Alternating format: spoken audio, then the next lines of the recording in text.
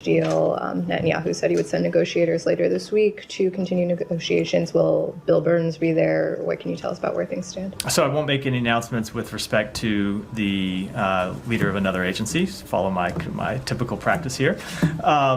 But we continue to work on it. You heard the Secretary speak to this in Aspen on Friday, where he said that in his estimation we are inside the 10-yard line, but that of course doesn't mean that we'll ultimately be successful, but that if you look at how far we've come, we have significantly narrowed the disagreements between the parties and have a few remaining issues that need to be resolved. Now, since Friday, they're not yet resolved. We continue discussions with the other mediators and with the government of Israel to try to reach resolution, but we don't have that yet, and I don't have any kind of forecast about when we might come to. So you don't anticipate this could be done by the time the Israeli Prime Minister addresses Congress on Wednesday? I'm not going to put. I thought you were going to say when he arrives, and I was looking at the clock because I think he arrives pretty soon, like in the next few hours. I don't want to put any kind of timetable on it at all. And it's just very difficult to predict. Will Blinken have any engagements with Netanyahu while he's here? I would expect that he would attend the meeting with the president, but that meeting's not yet been formally announced. So. And will he meet with the hostage families who are in town? Will the secretary? Yeah. I don't have any meetings to announce today, but as you know, he has met a number of times with the families of hostages, both on our trips to Israel and here at home. And he's met with them 10 times, more than 10 times. So it has been a consistent priority of his to meet with hostage families and let them know all that we're trying to do to bring their relatives home, but I don't have any announcements to make about meetings this week. Yeah. Thanks, Matt. With the Houthi attack on Tel Aviv on Friday, our video verification team did what they do best, and they determined that the UAV exploded about 200 meters away from the U.S. Embassy branch in Tel Aviv. Has there been any discussion with the Israelis or any conclusion as to whether the U.S. Embassy branch was indeed a target? We do not know at this time, at least, what the actual target was, which is not to say we have any information to suggest that our embassy branch was the target. We just don't have any actual information about what the exact target was. The Israelis, I think, as they've publicly announced, have said they identified the drone as being an Iranian drone launched from Yemen. The Houthis, of course, claimed responsibility for it.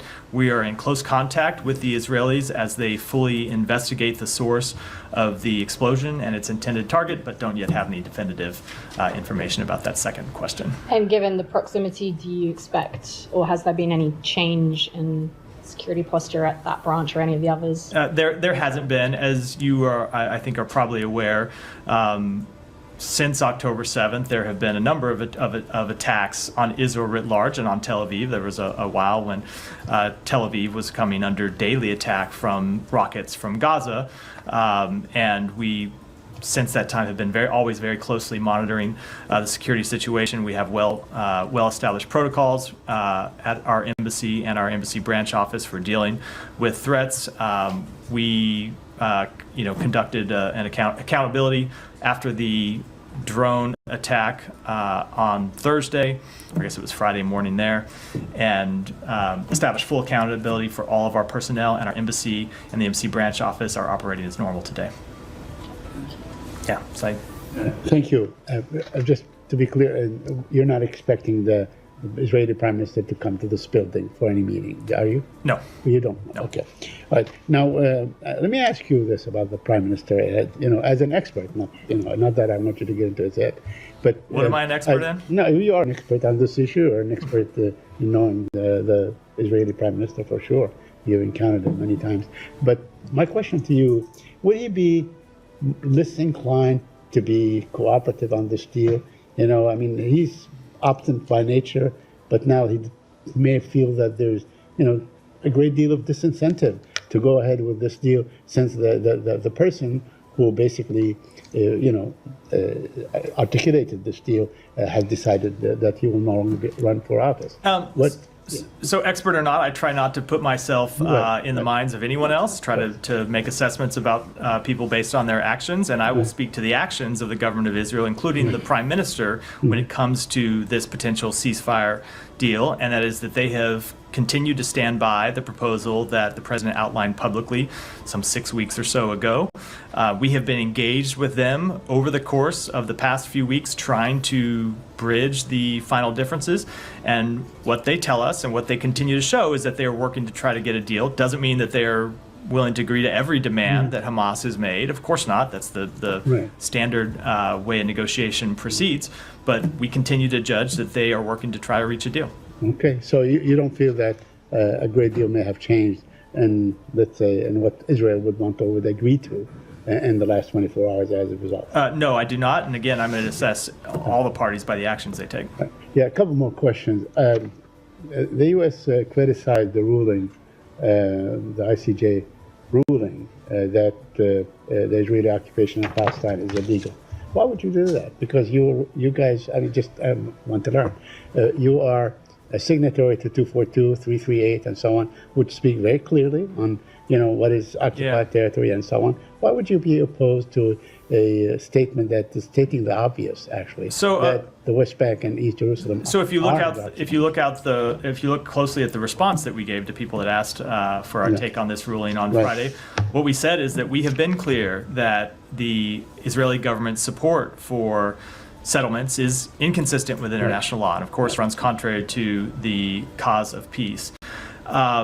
And that we respect the role the International Court of Justice plays in the peaceful settlement of disputes. But what we are concerned about is that parties will use the court's advice as a pretext for further unilateral actions that will just deepen divisions and make the cause of establishing an independent Palestinian state more difficult to achieve. So we're clear on what we think about the settlement program, and we're also clear about what we think the ultimate outcome ought to be here, which is the establishment of an independent Palestinian state, and that's what we continue to pursue. Right. I mean, your position is very clear on the occupation, very clear on the pursuit of a two-state solution and so on, and the settlement, all this.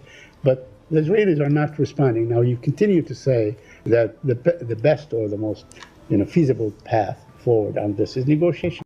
But then we have the legislative body of Israel come out and say, we're not going to negotiate on this issue. So why not then, take this matter into some sort of international forum?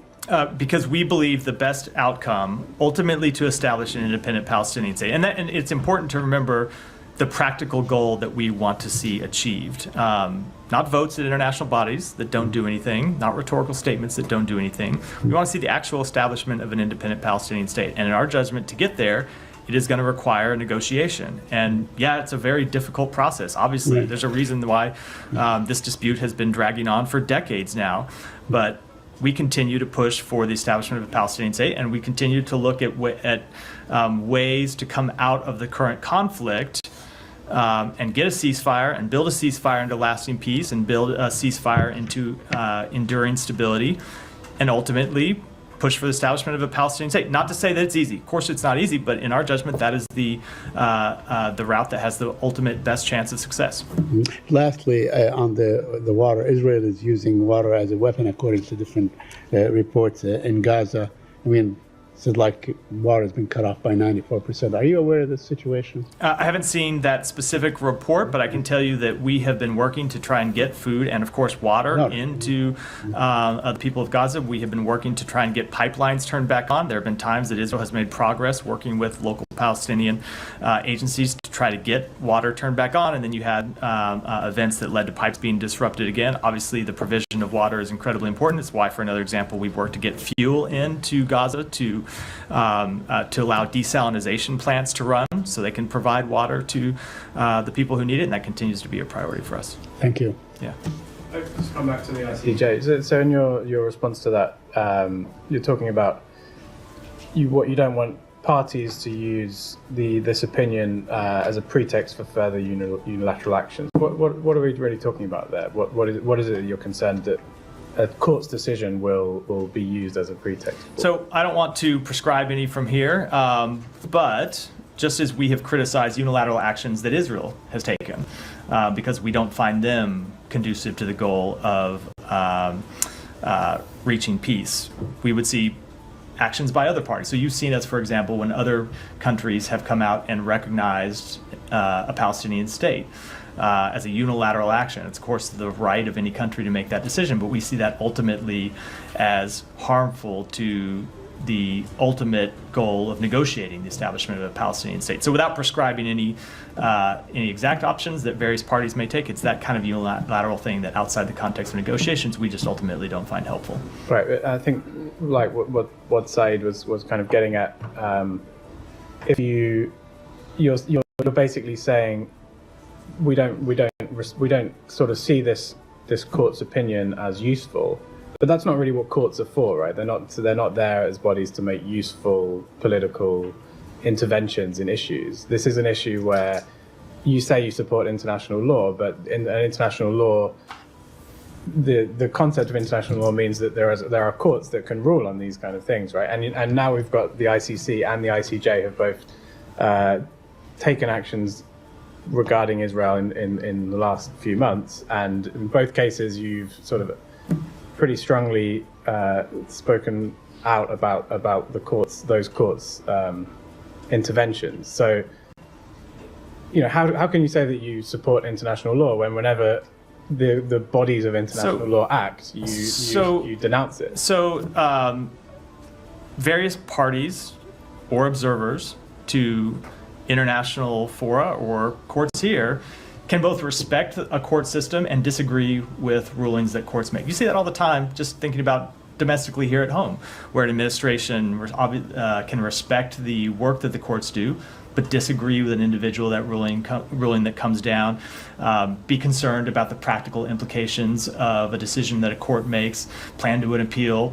It is, I think, keeping in practice with the way people respond to court decisions all around the world. And it's the case here where we can respect the role that the courts play, but also be concerned with the implications of decisions that they make. And when we have those concerns, I think it's incumbent upon us to give voice to them. But by doing that, you're signaling to your ally Israel that it doesn't need to follow those rulings. Yeah, so this was an advisory ruling, first of all. But I think what it signals is that when we have concerns, we're going to speak to them publicly.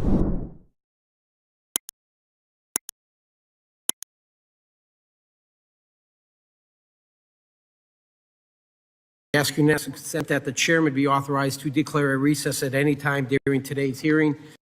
Without objection, so ordered. I also ask